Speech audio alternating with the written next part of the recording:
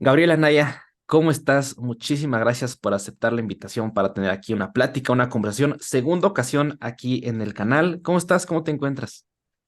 Muy bien, Daniel, muchísimas gracias por la invitación. Sí, ya la segunda vez que estamos por acá y bueno, la verdad es que pues un gustazo. La verdad es que mientras sea sumar y que la gente vaya aprendiendo, estudiantes o público en general, la verdad es que divulgar información con bases adecuadas, científicas y ver qué es lo actual, pues a mí son cosas que me encantan. Así que un gustazo estar otra vez acá, Daniel. No, muchas gracias, Gaby, en verdad. Muchísimas gracias por tu tiempo, por tu disposición. Más ahorita yo que estamos grabando en un 20, que por lo regular ahorita en México es puente, ¿no? Entonces, muchísimas gracias por aceptar. Y pues nada, Gaby, digo, para esa época, más o menos que ves que estábamos platicando hace un año, de repente hubo esa temporada en donde empecé a conversar un poquito más con personas del área clínica en la parte de nutrición, ¿no?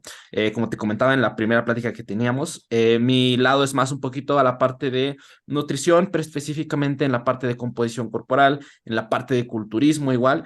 Pero la verdad es que siempre traer como que este a otro lado de la moneda, que no deja de ser nutrición, pero la parte también clínica, a mí se me hace bien interesante, ¿no? Y específicamente, pues ahorita que platiquemos, que te lo había comentado, la parte renal, proteínas, que muchas veces como que esta parte igual con la deportiva se tienen, como que está muy relacionado automáticamente cuando pensamos en esa parte, la parte de enfermedad renal, pensamos en proteínas, pensamos en la parte sobre todo de las ingestas que muchas veces se llegan a dar en personas que buscan cambios en la composición corporal, en culturistas, etc.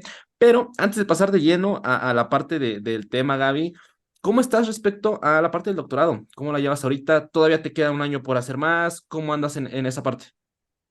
Mira, parece ser que sí te acuerdas bien de todos mis tiempos, porque justamente me queda, o sea, académicamente, pues en teoría un año, pero la verdad es que yo pienso que va a ser un poquito más, porque un año en el que estoy por iniciar mi intervención, ahorita en este momento, fíjate que como voy a trabajar con humanos, la parte más tardada en toda la gente que trabaja en investigación en seres humanos, la parte que es un poquito más difícil es el tema de la aprobación de los comités de ética. Claro. Entonces, yo pasé ya el comité de ética en la universidad, o sea, primero tiene que aprobarte el comité de ética en investigación universidad y posteriormente te tiene que aprobar el comité de ética de donde vas a hacer tu intervención. En este caso, yo lo voy a hacer en el hospital, va a ser mi muestra en el hospital donde trabajo. Entonces, resulta que a nivel estatal, te tiene que aprobar el comité de ética de investigación a nivel estado y después ya el hospital, el comité de ética. Bueno, finalmente yo le digo a mis directoras de tesis, les digo, mi protocolo va a ser el más revisado del mundo porque ahorita estoy en esa fase, ya tengo dos aprobaciones y estoy en la tercera aprobación, que es la del hospital, para ya poder empezar a difundir pues sí, como tal la propaganda, empezar a recolectar la muestra, empezar a trabajar con esa parte. Pero también por otra parte ya vamos aventajados. Fíjate que ahorita mi protocolo tiene el registro ante clinical trials. Todas las Ah, ok. intervenciones, los ensayos clínicos tienen que, para que se divulgue a nivel internacional, tienen que tener un registro a nivel clinical trials. ¿Para qué? Pues bueno, si tú, por ejemplo, quieres hacer un protocolo que trate de lo mismo que yo, tú te puedes meter a clinical trials y sale mi protocolo o los protocolos que tú quieras intervenir o que quieras ver si hay algo que se esté averiguando en tu área y te dicen, ¿sabes qué? O sea, ya hay un protocolo que está trabajando exactamente lo que tú quieres, pues ¿sabes qué? Ya no se puede.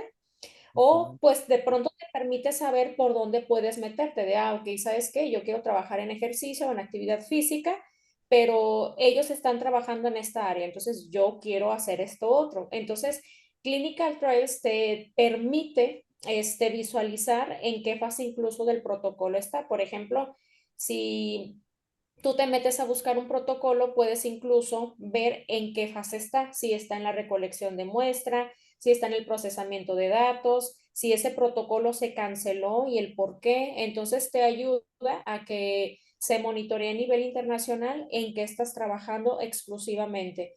Ahorita tengo este registro ya, pero estoy por terminar la traducción del protocolo porque lo tienes que subir a la plataforma y ese Ok. se publica en las plataformas como PubMed Ujú. y allí está. Entonces, pues en esa parte exclusivamente está. Yo espero que ya con comités de ética y demás, en este mes se me apruebe este último para empezar a correr ya el experimento en diciembre. Pues bueno, ya sabes, se cruza diciembre y es un mes difícil para la muestra, ¿verdad? O sea, pero bueno, vamos a ver qué tal marcha todo.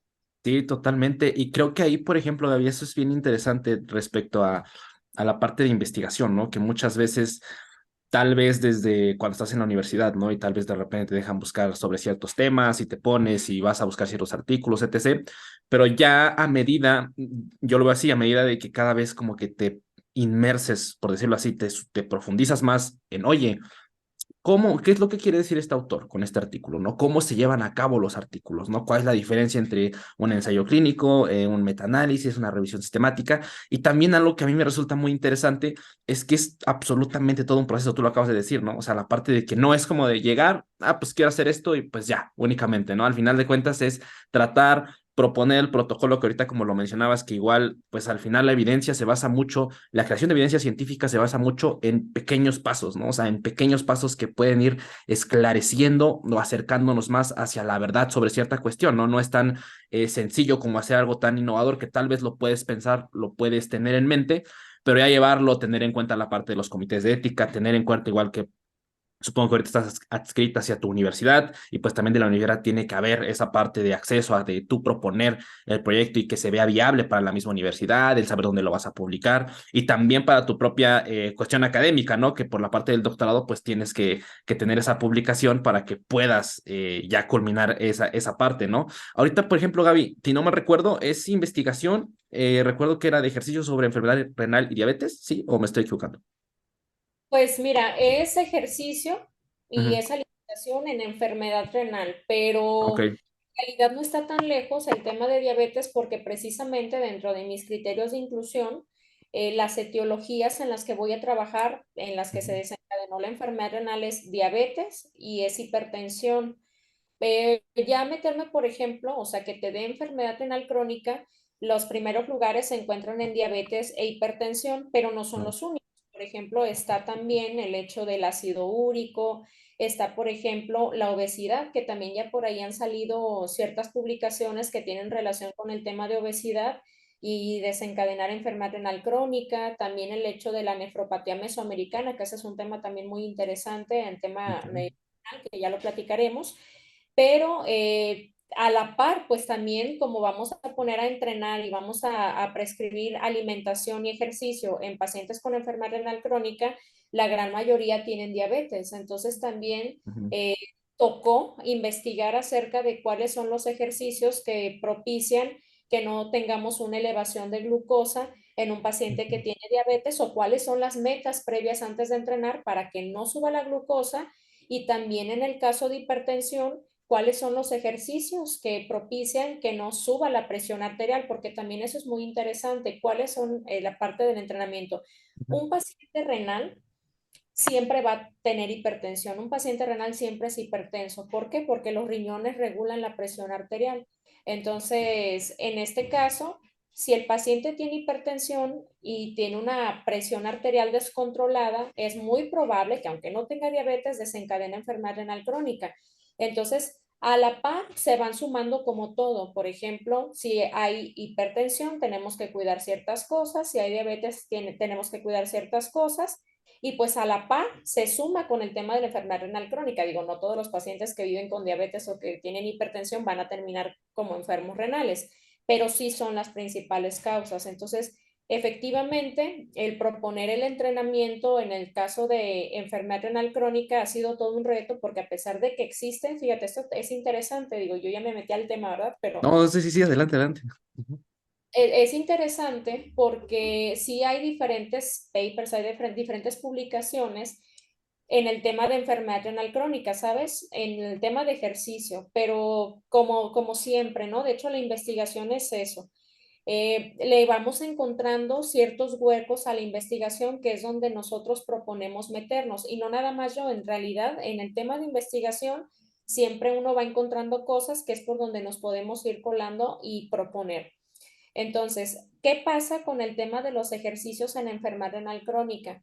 Que bueno, claro, no se puede a veces incluir todas las cosas como uno quisiera, pero lo que nosotros proponemos sí es algo como pues ambicioso, lo visualizamos así, porque estamos tratando de indagar en ciertas variables que no se han estudiado antes. De hecho, no sé si lo platiqué contigo el año pasado, pero las guías Cádigo, ¿sí? Las guías Cádigo, que son, pues, digamos, como parte de las Biblias de este consenso a nivel internacional del enfermo renal, cada que se publican, hasta este momento están publicadas las 2022, que yo creo que ya no han de tardar en salir las 2023, siempre en la parte final, en la sección final de estas guías, hay un apartado de propuestas de investigación en la enfermedad renal crónica. Entonces, dentro de todas las cosas que se siguen proponiendo, por lo menos las de 2022, es el explorar el ejercicio en enfermedad renal crónica. Porque si tú te metes, por ejemplo, a las guías de la OMS, o sea, o la Organización Mundial de la Salud, bueno, se entiende que pues es una guía internacional y no pueden profundizar tanto, pero recomiendan 150 minutos hasta 300 minutos a la semana.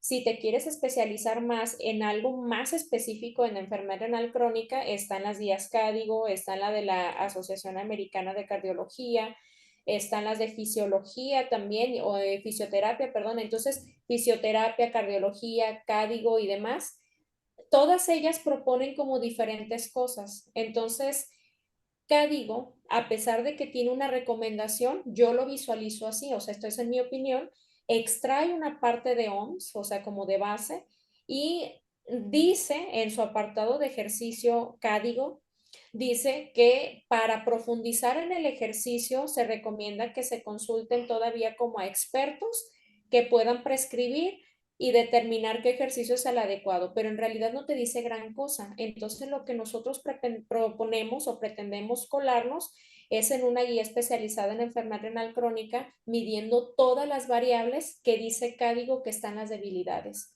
Entonces, ahorita Ok. es en lo que estamos nosotros trabajando. ¿Cuáles son esas variables? Bueno, son muchas variables en el tema de parámetros bioquímicos, de análisis de laboratorio, vamos a monitorear varias cosas. El tema del protocolo de entrenamiento, pues ya lo tenemos, nada más pues falta empezarlo a proponer.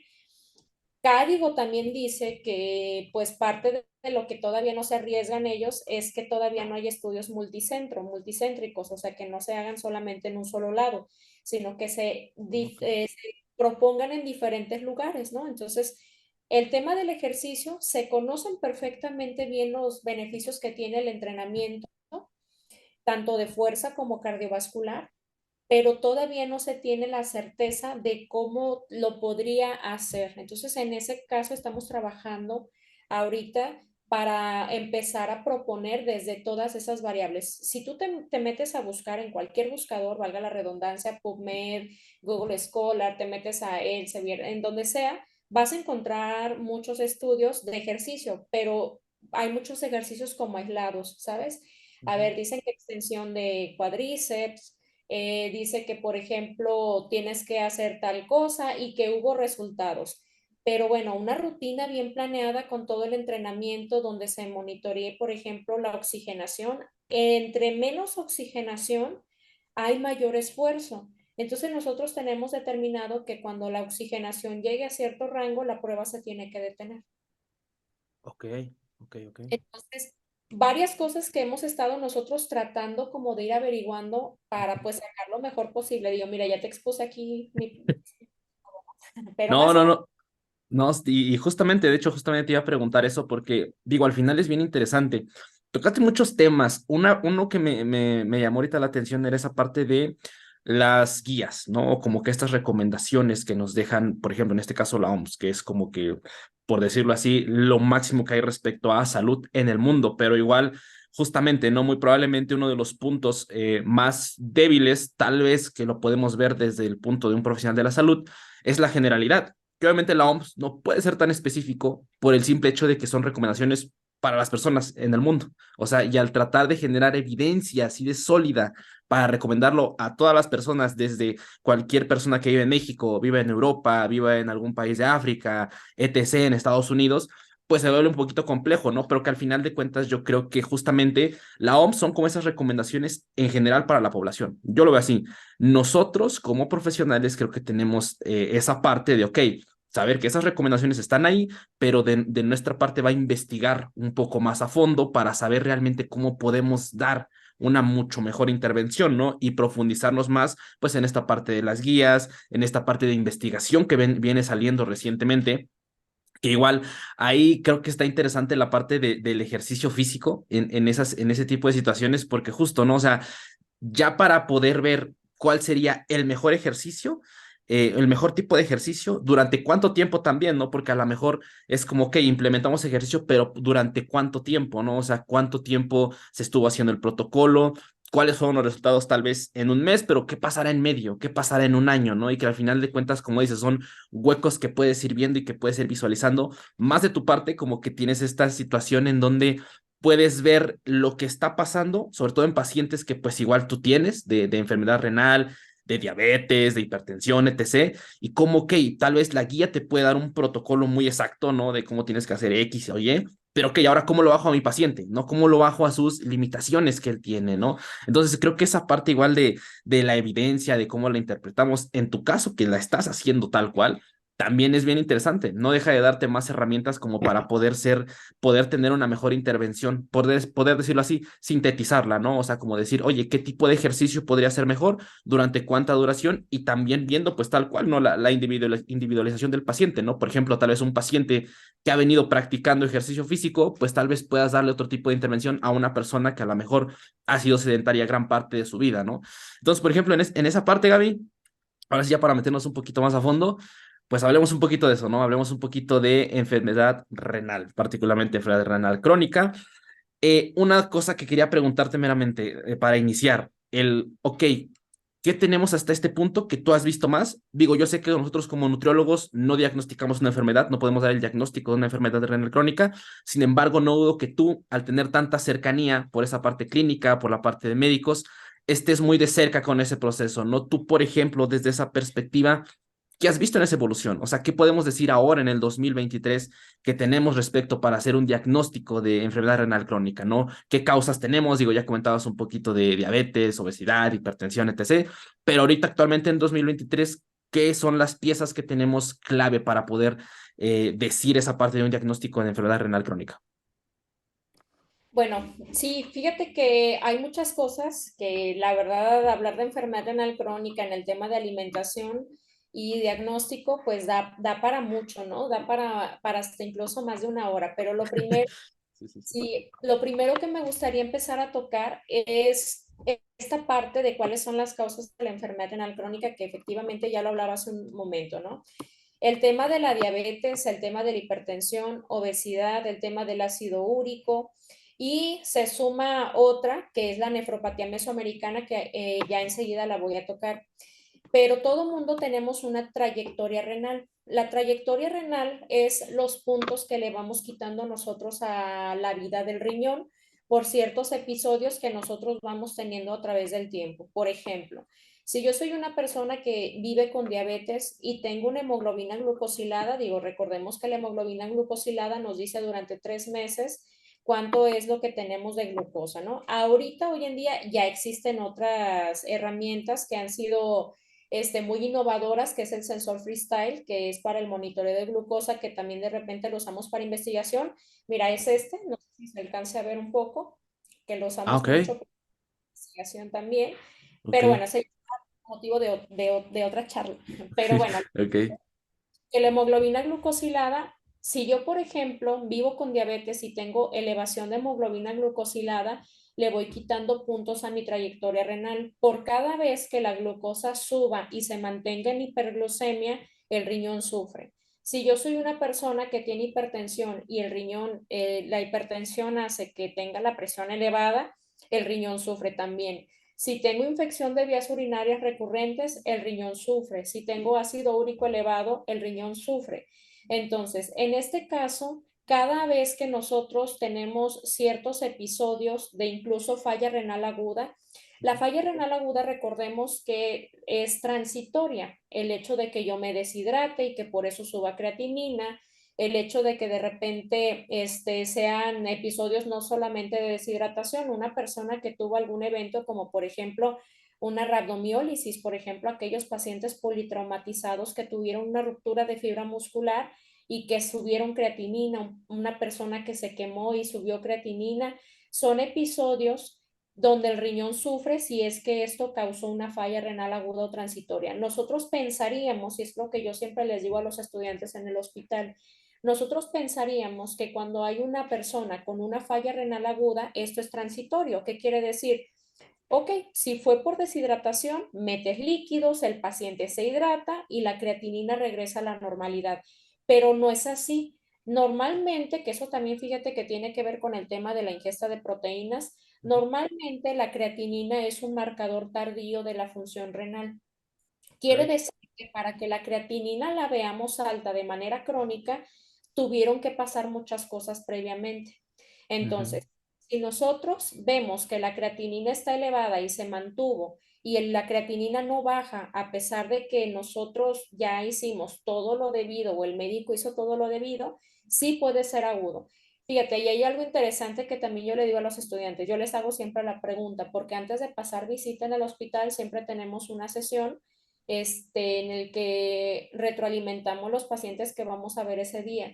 Les digo, ¿ustedes creen que un paciente que tenga falla renal aguda llegue a necesitar hemodiálisis? Entonces hay quien me dice que sí, hay gente que me dice que no de los estudiantes y les digo, la respuesta es sí. Un paciente que tiene una falla renal aguda por algo transitorio, pero se ve que el paciente no está resolviendo en cierto tiempo, el paciente va a tener que hacer va a tener que meterse a terapia de sustitución renal, pero probablemente no queda ya como crónico, ¿eh? Aunque sí ha habido casos, por ejemplo, por hipovolemia, o sea, un paciente que se desangró, o sea, que tuvo un Ujú. accidente que quedó ya como crónico por la pérdida de sangre, en ese contexto sí. Pero hay pacientes que cuando son agudos, normalmente cuando tienen una urgencia dialítica, ¿sí? O sea, por ejemplo, creatinina elevada, urea elevada, el pH está mal, el potasio está elevado, cuando se ve que a pesar de toda la intervención médica no se resuelve, llega a necesitar una hemodiálisis. Claro, la diálisis peritoneal sí se puede llegar a hacer de manera en urgencia dialítica, pero hay ciertas condiciones en las que la peritoneal no es tema y no es opción. Pero bueno, para no salirme del tema, actualmente el diagnóstico lo podemos hacer con niveles de creatinina, sí, eso es importante.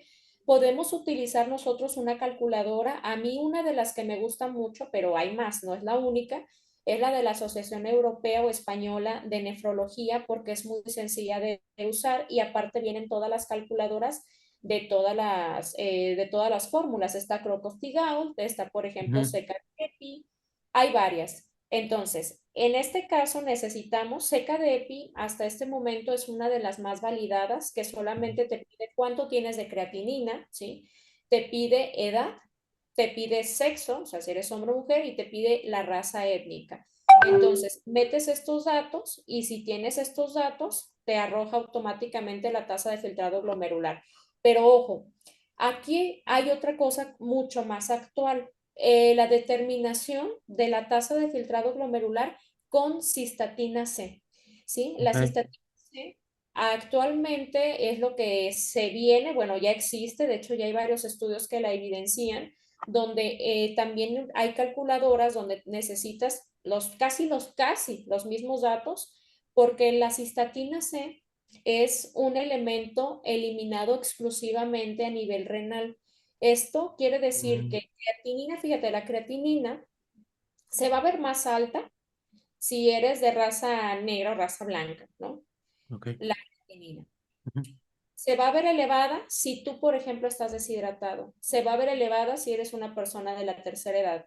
Se va a ver elevada ante ciertas situaciones y cistatina C no. Cistatina C junto con creatinina hasta este momento es una de las calculadoras más viables para determinar la función renal o cistatina C sola. Ok. ¿Cuál es, cuál es la contra? ¿Sabes cuál es la contra? El tema aquí es que no es barata, O sea, económicamente, cistatina C, te digo que nosotros la vamos a monitorear en la intervención porque vamos a determinar el entrenamiento a la par de cistatina C para ver cómo se está manipulando cistatina C. Y a nosotros, por participante, nos va a costar alrededor de 800 pesos cada fórmula, pero porque nos Ok, hicieron. Entonces, ok, normalmente cuesta como 1000 y algo, ¿no? Entonces, cistatina C bueno, hasta este momento es como lo más actualizado para el tema de la función renal. Ya la determinación de orina de 24 horas, fíjate que ya está quedando muy obsoleta. Yo todavía sigo viendo que la siguen pidiendo en los hospitales, pero en realidad la determinación de 24 horas tiene muchos sesgos. Tiene ok. muchos sesgos de la recolección, tiene sesgos desde el hecho de que a la hora de hacer el procesamiento, o sea, tiene como diferentes detallitos que no es como tan viable. Claro. Finalmente, finalmente hay otras cosas que, bueno, igual ahorita lo podemos platicar de las cosas a las que nos enfrentamos los nutriólogos a la hora de nuestra recomendación Mm. en el tema nutricional versus lo que nos enfrentamos con el área médica, porque eso la verdad es algo que le he batallado mucho. Ok, ahí Gaby, por ejemplo, ahí me surgió una pregunta bien interesante. La parte, justo como dices, de los laboratorios, ¿no? Que muchas veces es como esa herramienta extra que debemos tener. Digo extra, o más bien dicho en conjunto, porque es como algo muy complementario respecto a, ok, ¿qué estoy viendo en el paciente, ¿no? O sea, ¿qué es lo que está viendo? ¿Cuál es su contexto? ¿Cuál es su situación? Y con los laboratorios como que hay ese reforzamiento. Me llamó mucho la atención la parte que mencionabas de creatinina, ¿no? Porque en situaciones, si no mal me equivoco, por ejemplo, en personas, sobre todo que tal vez están en la parte deportista o están en temporadas de muchísimo esfuerzo, o sobre todo por el simple hecho de personas que tienen un poco más de masa muscular que el promedio, probablemente estos niveles también se puedan ver alterados, ¿no? En la parte de creatinina. Entonces, en esas situaciones, también lo que comentabas hace un rato que me llamó mucho la atención de cistetina C, el decir como de, ok, tal vez la creatinina no es que sea malo, simplemente es que a lo mejor puede haber distintos factores que puedan modificarla en distintos momentos también. Y tal vez ahí se vale de un diagnóstico un poquito más en el cual te vas a tener factores también alrededor de entender, ok, ¿qué está pasando con el paciente? ¿Por qué de repente la creatinina está a la alta? Ok, sí, pero él a qué se dedica, la parte que mencionabas, ¿no? La raza, la edad, etc. Y yo veo ahorita como lo mencionas con esta prueba de cisteína C, el decir, ok, esa prueba es como que un poquito más fiable, por decirlo así, como que te acercas un poquito más a la verdadera función, ¿no? Al saber, ok, qué está pasando realmente con la parte de la función renal.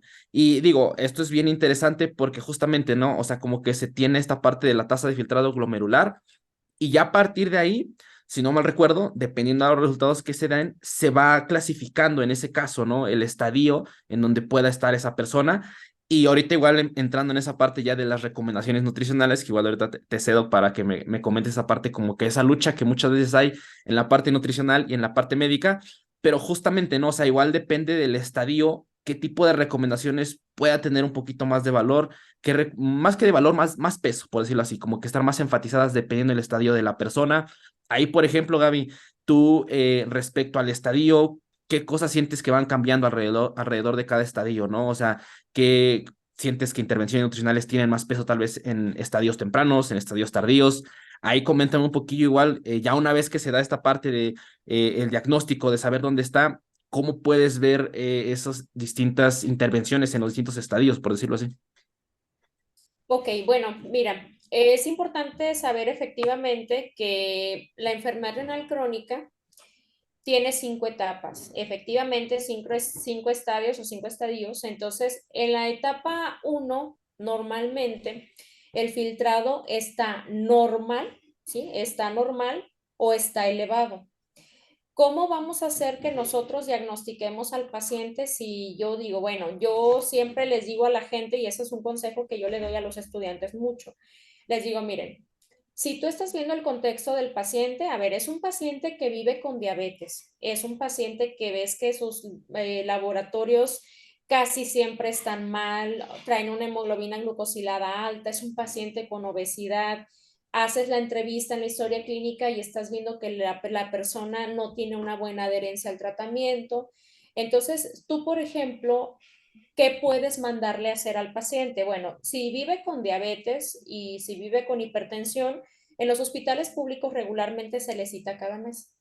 Pero bueno, si es una persona que no es crónica, bueno, digo, sí es crónica, pero no puede ir cada mes porque también esa parte nosotros la vemos mucho, sobre todo ahí en el hospital, que bueno, es que sabes que al hospital cada mes me cuesta trabajo porque tengo que pedir permiso en el trabajo y demás. Ok, cada 3 o cada 6. Entonces vale la pena que ante esta situación mandemos a hacer por lo menos, bueno, un examen general de orina. ¿Por qué es importante el examen general de orina? A ver, el paciente es un paciente con diabetes de años o ves que el cuidado ha sido malo, le sacas la tasa de filtrado glomerular y la tasa de filtrado glomerular sale bien, sale en 90 o sale en 100. Entonces, lo que va a hacer la diferencia y te va a empezar a dar puntos es el examen general de orina, porque según las guías Cádigo, efectivamente sacaste paso 1, tasa de filtrado glomerular, paso 2, la interpretación del filtrado glomerular en estas tablas que vienen en Cádigo, donde vienen las 5 etapas de G1, la letra G hace alusión a la palabra grado, G1, filtrado normal o elevado, más 3 apartados de albuminuria, que la albuminuria aparece en las 5 etapas, en los 5 estadios o estadios.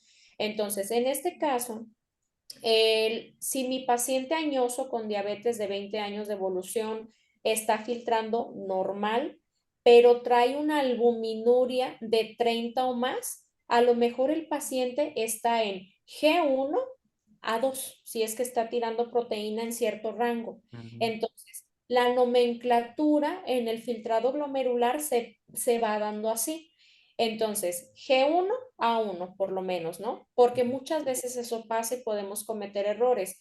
Vean siempre el contexto. Yo siempre les digo, a ver, es un paciente que ya tiene 20 años con diabetes y no se cuida, mándale a hacer creatinina, si es que no tiene cistatina C, tómale creatinina, tú ya tienes datos de su edad y ya pues sabes que es hombre o mujer para la calculadora y un examen general de orina o también puedes mandar a hacer, si no vas a hacer examen general de orina, que también es de orina este otro que voy a mencionar, la de microalbúmina.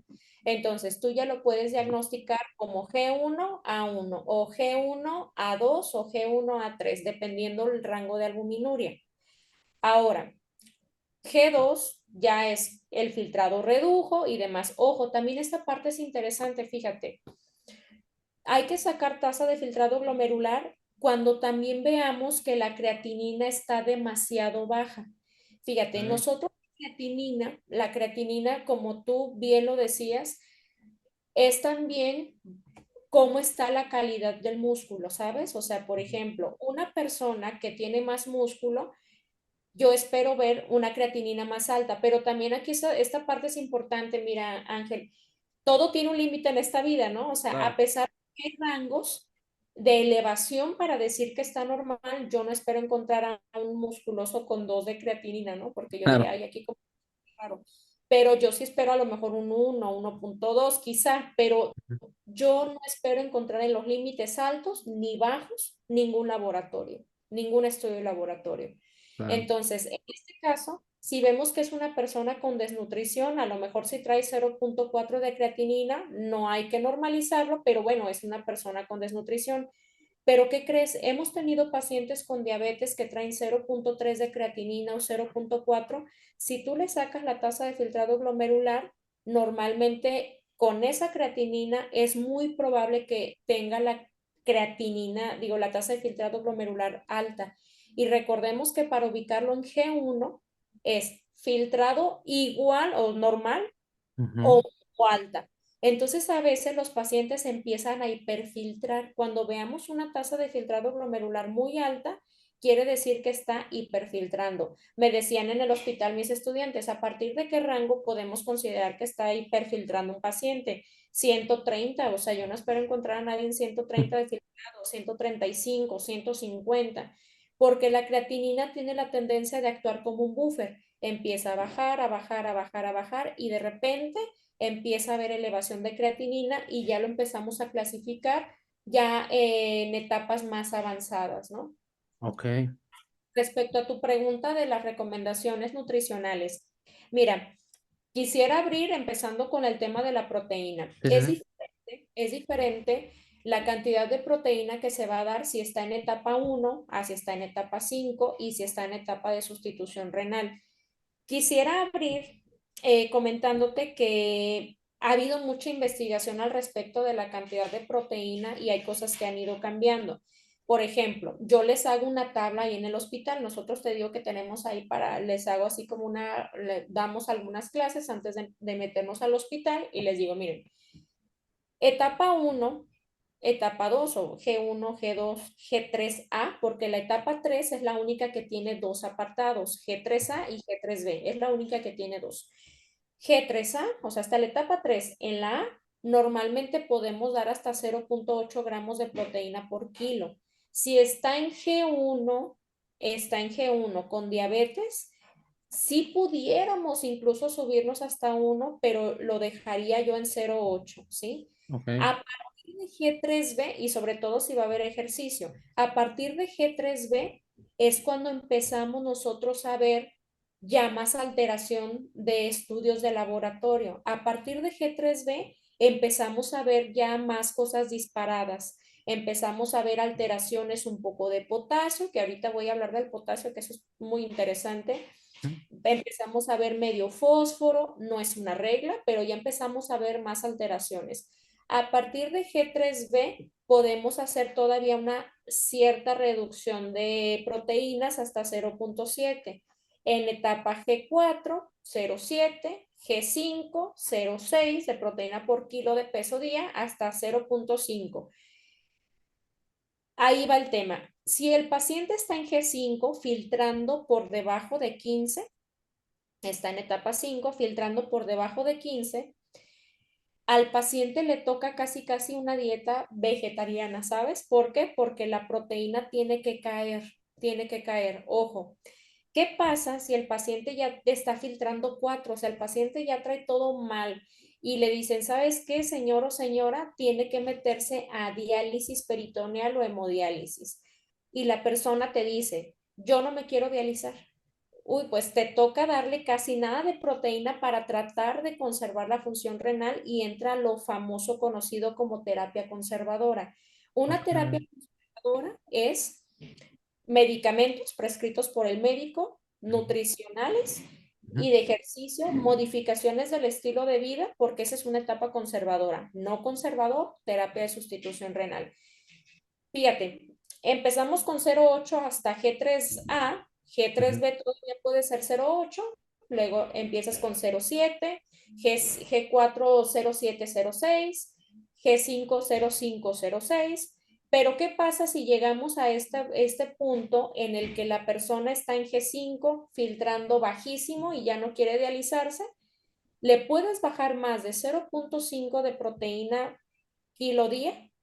La respuesta es sí, pero si le bajas o si tú te atreves a decir, le voy a dar 0.28, lo puedes hacer para preservar la función renal, pero siempre y cuando suplementes con alfa-cetoanálogos, que también este es un tema Ujú.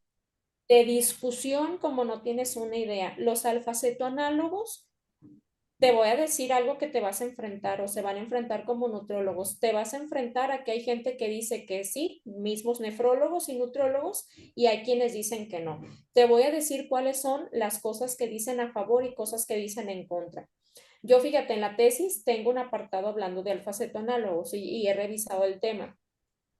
Los alfa-cetonálogos, lo que dicen los nefrólogos y mismos a veces nutrólogos que han revisado el tema es que son caros. Ujú. ¿Sí? Normalmente se les dan de 1 a 2 cápsulas por tiempo de comida y los nefrólogos lo ven más como un suplemento alimenticio que más como un medicamento. Ujú. ¿Sí? Entonces, los nefrólogos a veces, yo platicaba con uno en un congreso que hubo acá de nefrología, donde yo fui una de las ponentes y también fue uno de los nefrólogos.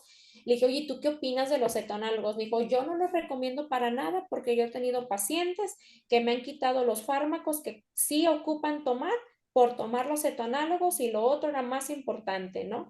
Sí, sí, sí. Entonces, ¿qué es lo que dice la recomendación de los cetoanálogos? Bueno, existen dos cosas que es desde el punto de vista donde yo los he revisado. Uno, Lo que dicen es que ayudan a conservar la función renal. Discuten mucho esa parte todavía. La verdad es que todavía está así como esa parte de, uy, cetanálogos, quién sabe, sí, no sé.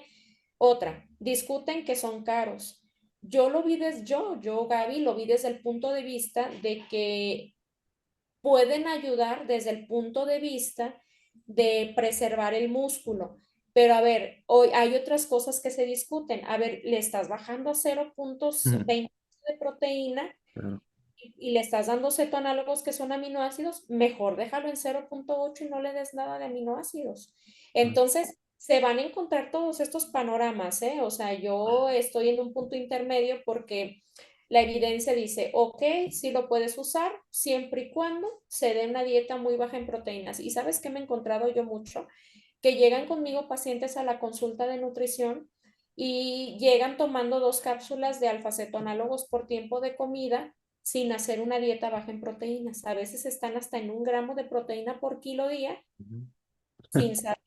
Y les digo, no, o sea, es que tú para tomarte esos cetonálogos, si tú tuviste el tema económico de comprarlos, porque hay algunas instituciones como IMSS que los regalan, Ujú. va, lo puedes hacer, pero tienes que bajar a 0.28, 0.26 las proteínas. Y no lo digo yo, Gaby, lo dicen las guías Cádigo, ¿sabes? O sea, varia investigación que habla de cetoanálogos es dieta muy baja en proteínas para poder meter alfa-cetoanálogos. En conclusión de los cetoanálogos, hay quienes mencionan en los papers que puede ayudar a preservar la función renal y hay otros que dicen que ayudan al tema muscular, pero también hay quien dice lo que dicen muchos estudios, ¿no? Que hace falta investigación para dar una recomendación más certera. Ok. Fíjate que también ya hay otra cosa de las proteínas, fíjate. Ujú. Hay otra cosa que todavía no sale totalmente, pero también se dice que va a llegar el punto en el que la recomendación de etapa 1 de G1 a G5 va a ser 0.8. Ujú. Le han encontrado esa parte también. Entonces, G1 a G5 va a ser 0.8. Hasta este momento todavía no ha estado completamente esclarecido, pero como toda la investigación, es probable que hoy estemos hablando de estas recomendaciones en este momento, pero que a lo mejor en unos meses ya llegue ese momento donde sea 0.8 en cualquiera de las etapas. Terapia de sustitución renal, que ha cambiado. Hemodiálisis y diálisis peritoneal, antes se creía, o lo que se había investigado era que para hemodiálisis la cantidad de proteína era 1.2 kilo día y diálisis peritoneal 1.5. Pues ahora ya se cerró el consenso y para ambas terapias de sustitución renal es 1.2. Se Ujú. hizo, se hizo un estudio donde se vio que las personas que estaban consumiendo menos de 1.2 o más de 1.5 en cualquiera de las terapias de sustitución renal fallecían más rápido. Entonces, menos de 1 gramo y más de 1.5 se morían más rápido. Y finalmente, ¿con qué peso? Esto también lo considero importante, Ángel. Ujú. ¿Con qué peso se saca la proteína de los pacientes renales? Pueden ser con dos opciones, con el peso corregido o el peso Ujú. ideal. El peso ideal para ajustar el peso efectivamente. Si tengo un paciente que pesa 125 kilos o 150 kilos, Ujú. le quiero ajustar las proteínas a 0.8, le van a salir muchísimas proteínas. Entonces, la Claro. recomendación es que se saque con el peso ideal si el paciente está en los extremos del peso, si está en obesidad o si está en una desnutrición por bajo peso para sacar una cantidad promedio de peso de cantidad de gramaje de proteínas. Entonces, eso es así como un punto importante. Ok, y la parte del peso corregido, si no mal recuerdo, igual es por la parte de edema, ¿no? Que muchas veces pueden presentar los pacientes. Y ahí, Gaby, digo, muchas cosas que se me vienen a la mente. Ahorita que mencionaste los de los alfas análogos, recordé mucho justamente esas clases que llegué a tener en la universidad. Digo, ahorita me puse a investigar más respecto a eso, pero yo recuerdo mucho la parte que nos mencionaban en el cual ahorita que me dijiste como que lo que puede ir cambiando la ingesta de proteínas a lo largo de los estadios, justamente digo que ya lo mencionaste, yo dije, bueno, pues es que realmente ya es prácticamente un 0.8, o sea, 0.8, 0.7 y 0.5 si acaso, ¿no? Y ahorita que mencionaste el estandarizarlo a 0.8, pues yo creo que es una medida que al final de cuentas muchas veces se da esta parte como de miedo, por decirlo así, específicamente en la parte clínica, y ojo que estamos hablando de ya pacientes que tienen mermada la función renal. No se está hablando de ingestas adecuadas o ingestas que quieren maximizar la ganancia de masa muscular, no, son personas que ya tienen mermadas la función renal, ¿no? Entonces, como que quedarse en un 0,8, igual lo veo por la parte de la medida del estándar de mantener la salud, ¿no? Porque igual en ese punto en el cual sabes que no puedes consumir más allá de la proteína, tratar de mantenerte por lo mínimo, que es el 0,8, e incluso igual que dijiste en el último estadio, Gaby, yo creo que igual ya llega un punto en el que yo creo que ya ni siquiera te debes de fijar en la proteína, ¿no? Por ejemplo, cuando optas por ya darle muy bajo la parte que mencionabas, ¿no? De 0,2, 0,28, el decir, pues ya ni siquiera vale la pena fijarse en la proteína, sino en ver qué alimentos meto para intentar y ver que no se me vaya por arriba el nivel de proteína, ¿no? Como que voltear y ver esos cambios en las intervenciones que se van dando. Es bien interesante, Gaby. Ahí por la parte que mencionabas, la parte de terapia conservadora. En esos casos, por ejemplo, yo vi un reel justamente que mencionabas un poquito respecto a ello, sobre que todavía se tiene ese miedo sobre, oye, pues es que ya estás en un estadio 4, un estadio 5, probablemente ya te hayan dado la recomendación de que puedas pasar a la terapia de sustitución renal. Ok, en esos casos muchas veces como que todavía se tiene esa parte de miedo, como de que voy a empeorar debido a que voy a pasar a esa etapa, ¿no? Te digo, lo vi en un reel que ponías, pero por ejemplo, en la parte de la terapia conservadora, ¿en qué casos se utiliza? ¿Esos son casos meramente cuando el paciente simplemente no quiere o hay casos específicos donde podría resultar beneficioso optar por esa etapa en vez de pasar a la etapa de sustitución renal, a la terapia de sustitución renal, perdón? Ok, fíjate que el paciente que necesita una terapia de sustitución renal Ujú. es un paciente que está filtrando menos de 15, pero no todos tienen una urgencia dialítica, ¿sí? La urgencia dialítica, que ahorita te digo cuáles son, ya implica mucho el tema de salvar la vida. ¿Por qué razón? Hay pacientes que están filtrando menos de 15, pero que tú los ves así platicando, llegan a la consulta y son personas que hablan y bien y todo. Entonces el paciente muchas veces no quiere porque no se siente tan mal o no se siente mal. Además, que esta parte es importante, el tema de la desinformación, o sea, la persona a veces dice, no, es que yo conozco a una persona, un familiar, una amiga, amigo, que lo dializaron y se murió. Entonces la gente tiene mucho este temor, ¿no? De que de repente dice, no, es que me voy a morir y no quiero. Muchas veces fallecen porque ya tomaron la decisión ya muy tarde. Sí, claro. Entonces, ¿por qué razón? Fíjate, algo que es bien importante, ¿por qué razón la persona por su propio pie a veces decide dializarse? Una de ellas a mí me tocó, por ejemplo, la urea, cuando tienen una uremia, o sea, la urea está muy alta, que traen, por ejemplo, 200 de urea, Ok. hay una urgencia dialítica, pero las personas empiezan a tener mucha comezón, al grado de que a veces la gente hasta se saca la sangre de una manera desesperada. Entonces yo tuve una paciente, esa fue en el hospital, que me decía, no, es que yo me quise dializar porque yo sentía que me iba a arrancar la piel, pero es que ya el tema de los desechos urémicos era un tema de urgencia. De hecho, fíjate que hay un concepto que yo lo doy a veces en algunos diplomados de nefro que me ha tocado dar, que se llama desnutrición urémica. Entonces, a mayor tema de urea elevada, hay mayor de desnutrición, ¿sí? Entonces, eso, las personas a veces llegan a sentirse tan mal, por ejemplo, el tema de la urea alta es una urgencia dialítica, la hipercalemia, o sea, que el potasio está elevado, los pacientes se pueden infartar, o sea, cuando el potasio está demasiado elevado. Otra, que el paciente tenga una acidosis también, o sea, también eso es un tema que se monitorea en el tema de nutrición, porque entre mayor acidosis hay mayor desnutrición. Y en el caso, por ejemplo, de los líquidos, los Mm. riñones ayudan a regular los líquidos del cuerpo.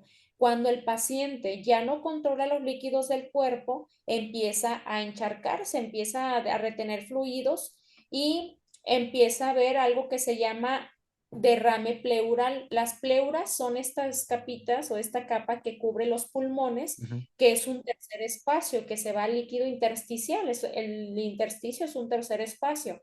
Entonces, al ya no regular los líquidos del cuerpo, el paciente empieza a sentir que se está ahogando. De hecho, cuando fue la temporada de COVID, ingresaban muchos pacientes renales que se creían que tenían COVID, pero cuando se hacía la prueba salía negativa y se daban cuenta que en realidad lo que tenían era un derrame pleural Ok, por el tema de los líquidos del cuerpo. Entonces, cuando los pacientes ya no pueden respirar, es una urgencia dialítica por los líquidos. Cuando el paciente trae la urea, que ya tienen una desnutrición urémica o una encefalopatía urémica, empiezan los pacientes a delirar. Entonces, en este caso, por supuesto que va a haber un beneficio en el tema de dializarse. Hay pacientes que duran dializándose años. La verdad es que un paciente renal, la solución más no la cura, ¿verdad? O sea, el paciente que se trasplanta piensa que ya todo volvió a la normalidad, pero tiene que tener ciertos cuidados. Así que se trasplanta y el paciente, digamos que vuelve a la vida, ¿no? Ya creatinina empieza a bajar, ya empiezan a tener como, ya se recuperan de la hemoglobina, que también la anemia es un tema muy relevante en tema renal. Entonces, paciente que necesita dializarse es un paciente con filtrado menor a 15, pero no todos tienen una urgencia dialítica. Si el paciente tiene filtrado menor a 15 sin urgencia dialítica, todavía tiene chancita, digámoslo así, de reflexionar si se quiere dializar o no, pero ya tiene que saber que filtrando menos de 15 va a llegar el momento en el que si no lo hace de pronto, va a llegar a necesitar diálisis de manera urgente, ¿no? Entonces, pues va más o menos por ahí el tema. claro, yo creo que igual a medida que cada vez el estadio o la tasa de filtrado baja y baja y baja, cada vez hay menos, por decirlo así, menos que manejar, por decirlo así, hay menos margen de error, ¿no?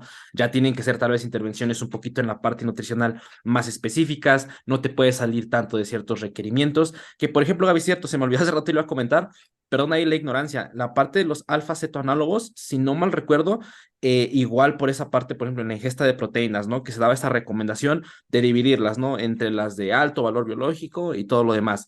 En esa parte de los alfa-cetoanálogos se dan meramente para que se cumpla la función, los aminoácidos que tienen la parte de proteínas, por decirlo así, y al mismo tiempo como hacer una reducción en los azoados, si no mal recuerdo, si es por ese lado o por qué se da la parte de los alfa-cetoanálogos. Bueno, lo que te decía hace un ratito era justamente eso, que normalmente los alfacetonálogos de diferentes investigaciones a mí me ha tocado revisar en ese apartado, se da para preservar el tema de la función renal, o sea, para que la función renal no avance, por una parte, pero por otra parte, fíjate, por otra parte también se ha visto que también ayuda para preservar el tema de la masa muscular. Okay. Entonces, en este caso, el tema de los alfacetoanálogos, o sea, cubre una parte de los aminoácidos y Claro. la otra parte las cubre el tema de los alimentos, pues ya sea de origen vegetal o de origen vegetal. Fíjate que hay un estudio que también más allá que tenga que ver con el tipo de proteína, Ujú. habla acerca de la absorción de la misma, ¿no? Entonces Okay. también tiene que ver como con ese apartado. Entonces, te digo que ahorita, o sea, vemos cuáles son también las proteínas que te aportan hasta cierto punto más fibra y esto tiene que ver Mm, ujú. con el siguiente apartado que igual te lo cuento de una vez, Sí, sí, el sí. tema del potasio, fíjate. Ujú. ¿Cómo hemos batallado? Bueno, al menos yo le he batallado mucho con esta parte, porque a pesar de que te digo, los médicos son parte de nuestro equipo y los necesitamos y son, pues, la mayoría son muy buenos y todo. Fíjate que a veces tenemos el tema de, y eso yo me lo he enfrentado mucho en el hospital, tuvimos a una niña de 16 años que estaba con hemodiálisis y le llevaban la charola de comer y no quería comer nada de lo que le servían en la charola porque pues el médico le había dicho que no tenía que comer nada de jitomate, nada de Mm. ciertos colores de frutas y Ok. verduras por el tema del potasio. Y aquí me gustaría agregar lo primero que también he grabado en algunos reels, Ujú. que, punto número uno, no todos los pacientes con enfermedad renal crónica tienen hipercalemia. De hecho, hay varios pacientes que traen el potasio por los suelos. Vemos que el paciente trae el potasio en 2. Entonces también eso, imagínate que nosotros todavía rematemos, dirían popularmente, quitándole los alimentos con potasio. Entonces, uno, no todos los pacientes tienen hipercalemia. Punto número 2, basado en evidencia ya, es que los alimentos con potasio no tienen tanta relevancia de los niveles de potasio en sangre. Es decir, si yo traigo 2 de potasio y me como un jitomate, tampoco es que de traerlo en 2 me vaya a subir a 8, ¿no? O sea, Sí, sí, sí. la relevancia es muy baja en los alimentos. ¿A qué se debe, que también eso lo dice en un reel, a qué se debe que el paciente con enfermedad renal crónica tenga hipercalemia? Se debe mayormente a la función intestinal. La gran mayoría, no todos, los pacientes con enfermedad renal crónica, por los niveles de urea que tienen, tienen estreñimiento. Entonces, cuando, por ejemplo, una persona tiene diarrea, lo primero que se baja con la diarrea es el sodio, pero inmediatamente después es el potasio. Todos los seres humanos, por las heces fecales, eliminamos una gran parte de potasio del organismo. Por lo tanto, cuando nosotros nos deshidratamos por diarrea, tenemos que reponer electrolitos que primero son sodio, luego son potasio y luego todos los demás. Ok. Entonces, los pacientes renales son muy dados, sobre todo en las etapas finales me refiero en la etapa 5, etapa 4 y en hemodiálisis o diálisis peritoneal, que por los niveles de urea que llegan a tener, empiezan a tener constipación. Entonces, Ujú. si yo, por ejemplo, veo que el paciente no está evacuando, tienen mayor retención de potasio. Ok. Entonces, ¿cuál es ¿cuáles son los alimentos que más potasio tienen? Digo, que más fibra tienen, los que tienen potasio. Entonces Ok. sale hasta producente, ¿sabes? O sea, yo le restringo alimentos, frutas y verduras con potasio al paciente, no está comiendo fibra y eso sale ya hasta contraproducente como quitarle también frutas y verduras. A ver, entonces, tenemos un paciente que tiene un potasio de 7. Entonces, ¿le voy a dar a diestra y siniestra alimentos con potasio? Bueno, tampoco. Ujú. Aquí se recomienda que no se quiten de su totalidad, pero tampoco, a pesar de que yo les menciono en este momento que no hay tanta relevancia en sangre, lo que sí se tiene que cuidar son los empaquetados o enlatados o ultraprocesados que tienen aditivos de potasio. Ok. Esos, esos sí que van a tener relevancia, fíjense, sí van a tener relevancia en sangre. Acesulfame potásico, por ejemplo, entre algunos otros. Entonces, la recomendación aquí es que si hay un paciente con hipercalemia, sí podemos darle alimentos con potasio, moderarlo, los que son de origen natural, pero restringir en su totalidad los que sean ultraprocesados. La recomendación que yo le doy a los estudiantes, por ejemplo, es mejor hagan una guía de cuáles son los ultraprocesados que tienen aditivos Claro. de potasio y cómo los van a encontrar. ¿Por qué razón? Porque muchas veces, sobre todo, eso pasa en México, pero también en otros países, los aditivos de potasio los manejan con colores. No los manejan, por ejemplo, con el nombre como acesulfame potásico, pero que le den una Mm. listita de los ultraprocesados que traen aditivos de potasio y Ujú. cómo los van a encontrar. Entonces, más allá de restringir potasio meramente del jitomate, Ujú. hay que quitar ultraprocesados. Y ahí viene también esto, el semáforo del enfermo renal, que lo divulgaba mucho la Secretaría de Salud a nivel nacional, donde semáforo rojo, no coma nada que tenga potasio. Entonces eso los han atacado mucho los nutriólogos renales precisamente por eso. Porque tú como sabes que el paciente tiene hipercalemia para empezar, Claro. ¿no? O sea, el potasio lo trae bien bajo. Otra, en realidad no es tan relevante que le quites a lo mejor una lechuga, que la ración son 3 tazas y si el paciente se está comiendo 2 hojas y aparte el potasio, una ni lo trae alto o sí lo trae alto, pero le debes de quitar otras cosas. Entonces, hay varias cosas que se tienen que cuidar mucho, ¿no? Entonces, nos topamos mucho con esto en el área médica, donde los pacientes, pues como el médico a veces tiene un cierto estatus en las recomendaciones, dice, no, es que el doctor me dijo que nada de jitomate. Le digo, señora, pues usted trae el potasio en dos, o sea, también una, y el Claro. jitomate no crea que le va a hacer nada. Hay varias cosas, fíjate, ahí también me acordé de algo que también ya tiene que ver con tema nefro, Ujú, pero a veces nos enfrentamos a ciertas cosas. Hay una paciente que nunca se me va a olvidar y a veces hablo mucho como de ese tema de ella, ujú. que yo la puse a entrenar. Es una paciente con diálisis peritoneal y levanta pesas. Bueno, es una prescripción que hicimos con todo lo que hemos investigado y la persona, la señora hace pesas. Y yo hablaba con ella hace un mes, que fue su cita hace un mes. Le dije, ¿cómo le fue con el entrenamiento? Y me dijo, pues más o menos, es que casi no hice, lo que pasa es que no quiero que me dé sed, porque como tiene restringida el agua, que los líquidos, eso es otro tema, Ok. dice, sí, yo me puedo tomar, lo que me dijo fue medio litro de agua y ahorita que está haciendo mucho calor, pues no, yo me da mucha sed. Entonces, fíjate, hay mucha gente que no hace ejercicio para que no le dé sed porque tiene restricción de líquidos. Entonces, fíjate todas las cosas. Ok, y al final de cuentas ahí es contextualizar absolutamente cómo se da la intervención, ¿no? Ahorita que mencionabas eso, Gaby, yo igual lo recuerdo mucho con esta situación de que al final los alimentos justamente, especialmente, por ejemplo, frutas y verduras, no son únicamente fibra, no son únicamente un micronutriente, ¿no? Sino que al final de cuentas son un complejo del mismo, ¿no?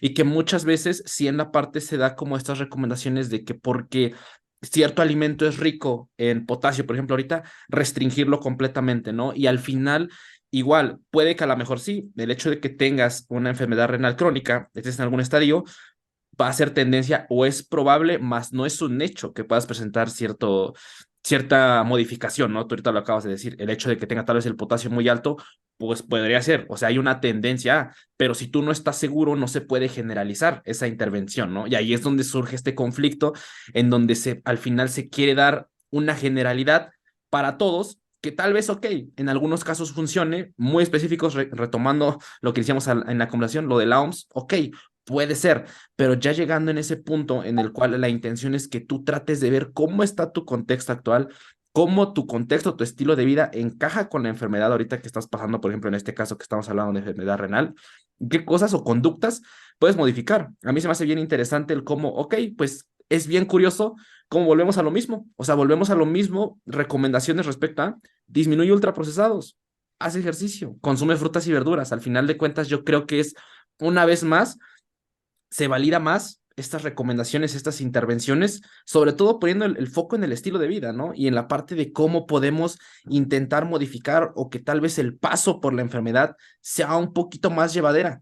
Pero igual es otro enfoque ahorita que tú acabas de mencionar, la parte de por qué modificar meramente el consumo de frutas y verduras y no ponerle foco a la parte de los ultraprocesados, que yo considero que aquí es donde se debe de tener un poquito más de énfasis y tener más la cuestión de ponerle foco, y sigue consumiendo frutas y verduras, la parte del agua, tú como ahorita lo acabas de decir, vigilarla dependiendo en qué momento esté.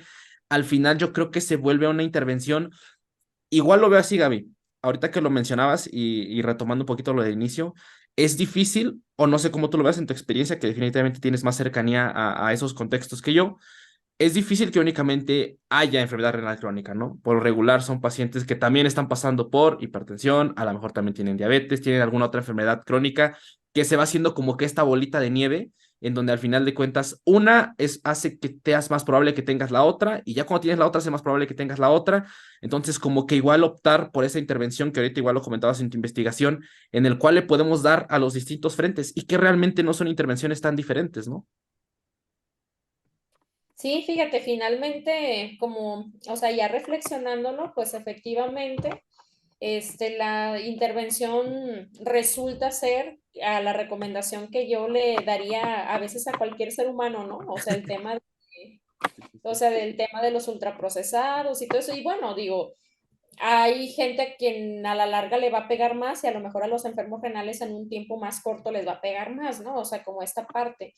Pero el tema nefrológico, fíjate que sí es como un tema muy, muy interesante porque los ultraprocesados, efectivamente, por el tema de los aditivos en potasio, es donde les llega un poquito más y considerando eso, digo, del ultraprocesado por el tema del sodio, por el tema del potasio, por el tema del jarabe de maíz de alta fructosa, que también fíjate que hay un tema que yo reflexiono mucho con los estudiantes fuera de los ultraprocesados, pero una persona que tiene enfermedad renal crónica, las guías Cardio marcan que pueden ser de 25, 30 a 35 calorías kilogramo día.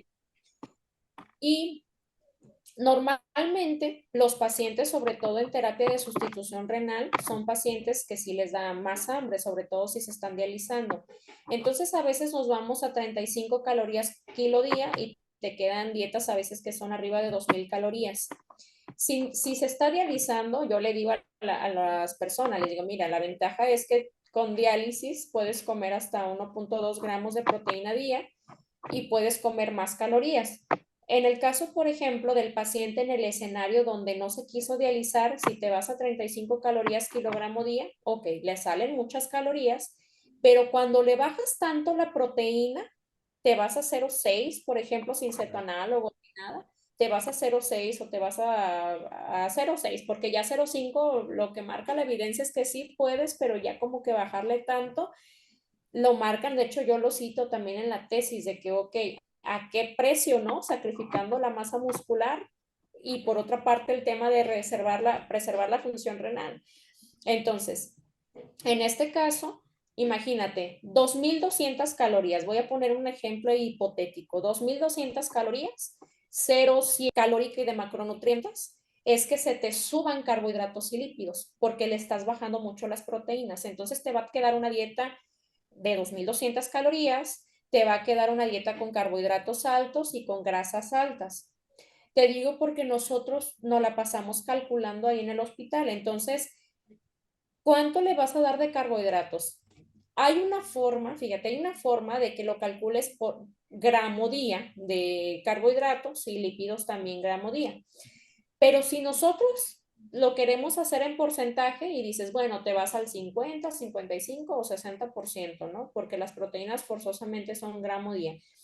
Entonces, los pacientes renales que tienen diabetes, nos vamos a encontrar a dos escenarios. Una, o que estén con hipoglucemia, o sea, que la glucosa la traigan baja teniendo diabetes, por temas de hiperfiltración y demás. Entonces, a veces tenemos pacientes que están teniendo la necesidad de tener incluso colaciones nocturnas porque la glucosa la traen en 50.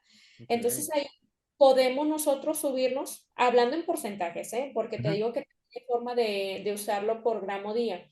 Si tú te vas a un 60 de carbohidratos, con 2200 calorías te quedan casi 270 gramos de carbohidratos o casi 300, que bueno, a lo mejor para un paciente de deporte pues está bien, ¿no? Pero por ejemplo en ujú, estos pacientes te vas a 300 gramos de carbohidratos y se los das a carbohidratos complejos. ujú. Por el tema de fibra, les ayudas a la función del tracto intestinal. Y los lípidos, como le estás bajando mucho las proteínas, te digo que también los lípidos te van a quedar muy altos. Ok, buscas tratar de que los lípidos para cuadrarlos sean a base de lípidos poliinsaturados, o sea, bases de omega 3 y cosas de este tipo, y Okay. carbohidratos. Entonces te queda, les digo yo, les queda una dieta grasosa con altos carbohidratos para vida de que le bajes las proteínas, pero lo tienes que manejar así. Entonces, ¿qué pasa con esto? Fíjate que yo presenté un artículo, Ujú, creo que fue el semestre pasado, que todavía lo tengo y luego te lo paso. okay, En China, fíjate, en producción científica primero es Estados Unidos y luego China y luego Reino Unido. ujú, Los chinos son los más en temas de análisis estadísticos y tienen una producción muy buena de analizar cosas muy padres. ujú. Entonces ellos estudiaron la microbiota en los enfermos renales con este tipo de distribución de dietas muy altas en grasas y altas en carbohidratos, pero con mayor énfasis en lípidos. Entonces, las dietas tan altas en grasa afectaban la microbiota y se inducía más a la desnutrición. Pero ¿qué Okay. crees?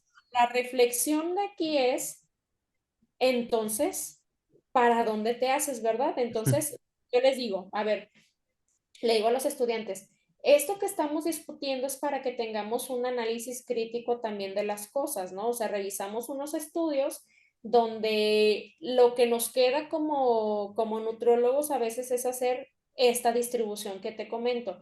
Si le vas a dar lípidos muy altos, pues bueno, vete a poliinsaturados, o sea, no le vas a dar los lípidos a base de grasa saturada para darle todavía más en la torre la microbiota. Claro. Entonces, a veces toca, o sea, ver que las distribuciones y cómo analizar las cosas o cómo proponerlas van más allá. Te digo, ese estudio está muy interesante, te digo, luego te lo paso porque me tocó presentarlo en la universidad, pero hablaban eso, o sea, que hablaban específicamente en qué secciones de la microbiota hacer un tema de lípidos tan altos, pero ventaja de dar así algunos probióticos, de que sean poliinsaturados, carbohidratos que sean complejos, y también esa recomendación lo marca Código 2022. Entonces, bueno, también aquí es como para, pues para que reflexionemos que todas las cosas, si nos ponemos a buscarle, vamos a encontrar muchas cosas, ¿verdad? Totalmente. Y ahí, por ejemplo, esa situación en la cual sabes que tú estás cambiando la intervención y sobre todo, por ejemplo, en esta parte de pacientes con enfermedad renal, es como de, ok, pues muy probablemente si le voy a dar esa ingesta de proteínas baja y va a haber esta modificación en los porcentajes de lípidos y carbohidratos, lo más razonable es que, como lo acabas de decir, tratemos de buscar buenas fuentes, ¿no? Porque al final de cuentas, si lo mismo, únicamente vamos por llenar números para intentar llenar los requerimientos, a los porcentajes, etc., podría resultar contraproducente, ¿no? Porque al final de cuentas estás cuidando A para descuidar B.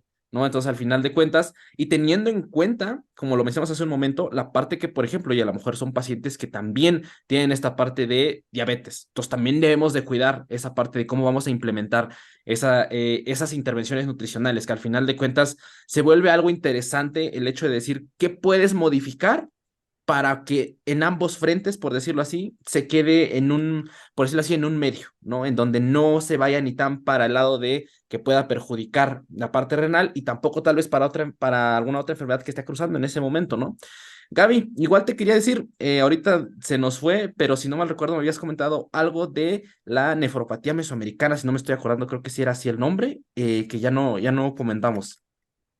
Ah, sí, mira, también ese es otro temazo, ¿no? Ujú, Fíjate que el tema de la nefropatía mesoamericana se le llama así al concepto. ¿Por qué razón? Porque todo esto empezó pues en el Medio Oriente, en ciertas zonas de agricultura y zonas pesqueras. Por ujú, ejemplo, en Sri Lanka empezó toda esta parte donde llegaban a los hospitales gente joven, sobre todo hombres, que son como tendientemente los que se dedican un poco más en el campo, y empezaban a llegar al hospital con datos de alteración de azuados. Azuados, como lo mencionabas hace un ratito tú, los azuados son normalmente los que son la química sanguínea de los cuatro elementos, pero mayormente glucosa, urea, creatinina y el BUN, el nitrógeno ureico. Ácido úrico queda fuera de los azuados, pero bueno, el punto es que empezaban a tener alteraciones particularmente de la creatinina y era gente muy joven, o sea, no se veía gente que tuviera antecedentes de diabetes, de hipertensión y demás. Entonces decían, bueno, chavo tiene 25 años y trae creatinina de 8 y pues ujú. bueno, no se explican por qué empezaban a tener esto, pero se empezó a revisar y empezaron a dar a conocer, a divulgar que era gente que se dedicaba al campo. ¿Por qué razón? Bueno, se empezaban a presentar estos episodios y tenían datos de deshidratación trabajando bajo el sol. Entonces, jornadas laborales muy extenuantes bajo el sol, gente que trabaja en el campo, que hacía trabajos de fuerza, o sea, por ejemplo, estar cortando cosas, que traían machetes y demás. ¿Y por qué menciono esto del trabajo de fuerza en el campo? Porque también tenían una ruptura de fibra muscular, que es lo que te mencionaba como la rhabdomiólisis. Ujú. Entonces empezaban a tener ciertos datos de rhabdomiólisis por el trabajo fuerte del campo, le sumaban la deshidratación, entonces empezaban a verse casos de estos que caían al hospital, los pacientes con datos de falla renal. Ahora, falla renal aguda, sí, y hay algunos que quedaban crónicos. Falla renal aguda por los episodios de rhabdomiólisis que pasan mucho en accidentados Ujú. y datos también de falla renal aguda por la deshidratación.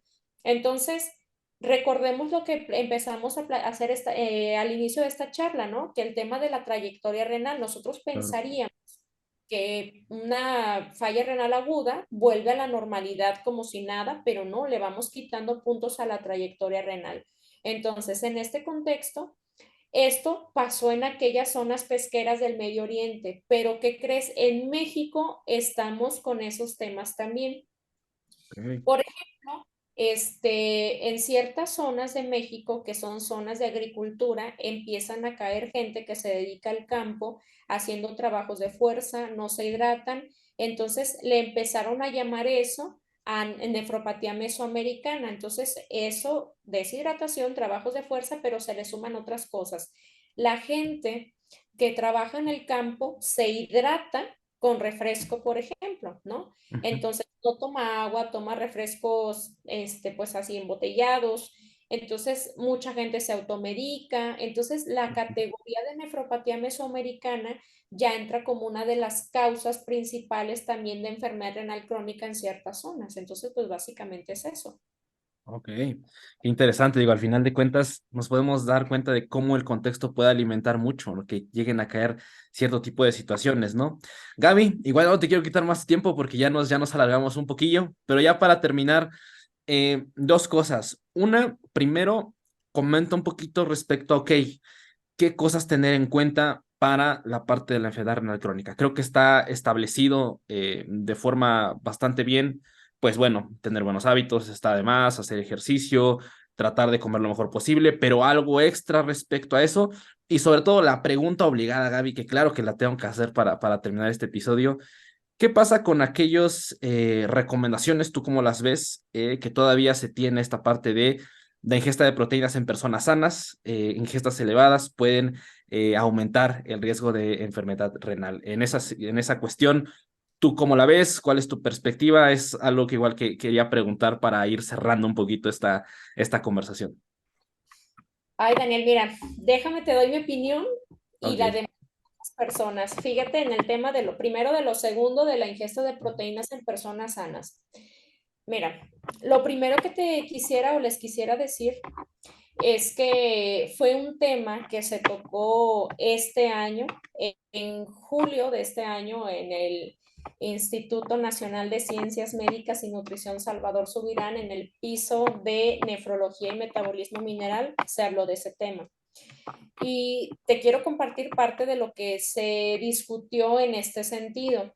Mira, lo primero es que en personas sanas a corto plazo no hay tanto problema y que el tema es que utilizan la mayoría de los estudios marcadores tardíos, bueno, marcadores más bien tempranos, como la creatinina, ¿sí?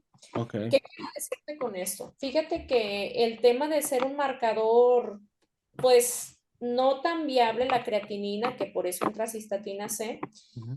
la mayoría de los estudios, la mayoría de los estudios tienen muchos sesgos. ¿Qué quiero decir con esto? Uno, lo hacen en poblaciones muy bajas, me refiero bajas en cantidad de gente.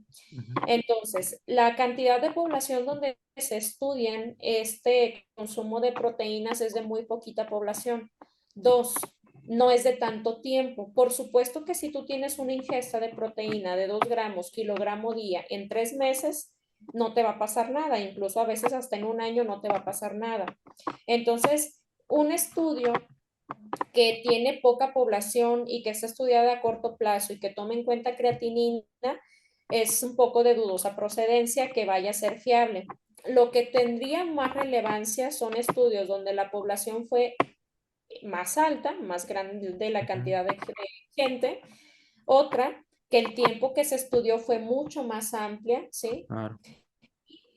También ver el tipo de proteína. Entonces, hay un estudio que también yo lo tengo por allí, que también ya luego se los puedo pasar, donde se estudió en población sana, o sea, sin tener como temas de enfermedad renal, ni mucho menos, ni disminución de, ni factores de riesgo, donde se estudió por 14 años más o menos 1.500 personas, entonces tenían una ingesta que oscilaba mayor a 2 gramos kilogramo día, Ujú, sobre todo de carnes rojas, que esa es otra cosa, ujú, y claro. tuvieron disminución del filtrado. Si Ujú. nos ponemos a reflexionar, dices, ay, bueno, pues en 14 años, quién sabe si todavía siga con vida, ¿no? Entonces, Sí, sí, sí. yo lo que te puedo decir es que como todo en la vida, ¿no? O sea, que tema de excesos, o sea, como tema de excesos también hay que cuidarla mucho, que también cuidemos mucho esta parte de la hora en que revisemos los estudios, ¿sí? Claro. Ujú. Revisemos los estudios en número de población de gente, cuánto tiempo se hizo el estudio, si fue en una semana, por supuesto que nadie va a tener un filtrado disminuido en una semana o en 3 meses o incluso en 6.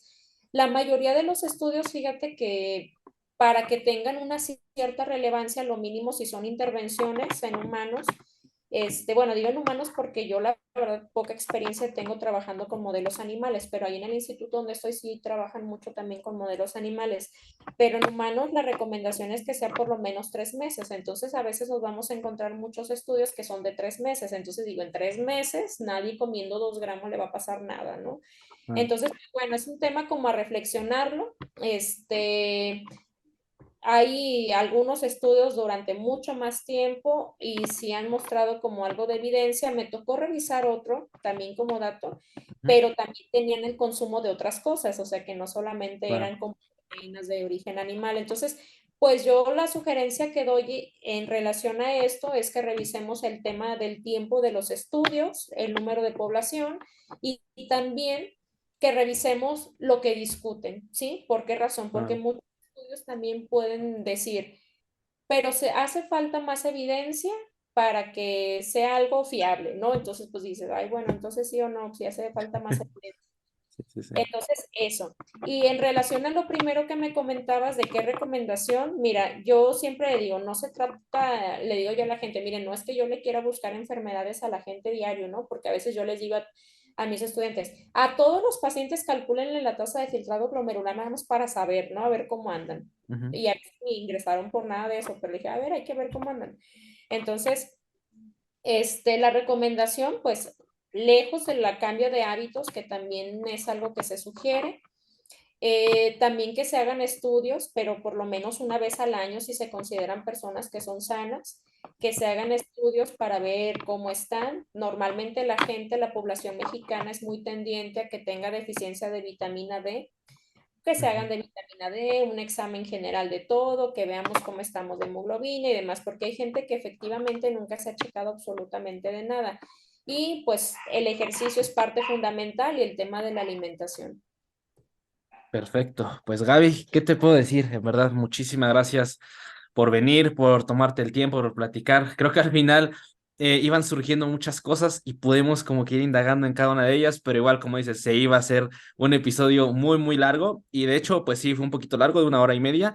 Y nada, Gaby, te repito, en verdad, muchas gracias por tu tiempo. Es algo que quería platicar, conversar, especialmente contigo, que sé que estás más inmersa en esta área y que al final, te repito, es algo que comúnmente se ve más en la parte de nutrición en general, ¿no? En la parte de nutrición, nutrición clínica, como que la parte renal está muy prevalente, también la situación que se tiene, el esclarecimiento, que igual a mí me gustaría comentar respecto, pues, oye, ¿qué pasa con las intervenciones nutricionales? ¿Qué pasa con la ingesta de proteínas? ¿Por dónde llevar la intervención?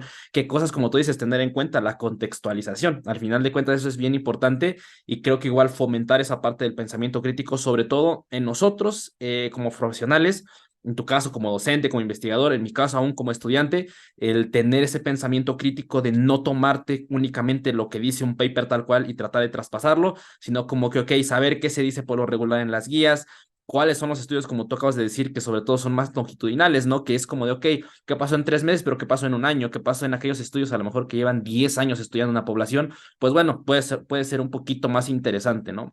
Entonces, pues bueno, Gaby. Sin más, no sé si quieras dejar un último comentario antes de cerrar este episodio. Pues nada, que muchísimas gracias por la invitación. La verdad es que siempre es un gusto hablar de estos temas, sobre todo cuando son temas que pues a uno le apasionan. Así que pues gracias a ti y gracias también ahí a tu audiencia que te escuchan y que ahora pues a mí me van a escuchar también. Y entonces pues ya cualquier duda estamos ahí a la orden. Perfecto, no, Gaby, nuevamente, gracias a ti. Y pues bueno, muchísimas gracias por tu tiempo, Gaby. Muchísimas gracias a todos los que nos vieron y nos escucharon en YouTube y a los que únicamente nos escucharon en Spotify también. Vamos a dejar redes sociales de Gaby aquí en la descripción y en la descripción de Spotify. Espero hayan disfrutado mucho este episodio, tanto como yo lo disfruté. Y pues bueno, nos estamos viendo la siguiente semana. Muchas gracias a todos. Bye, hasta luego.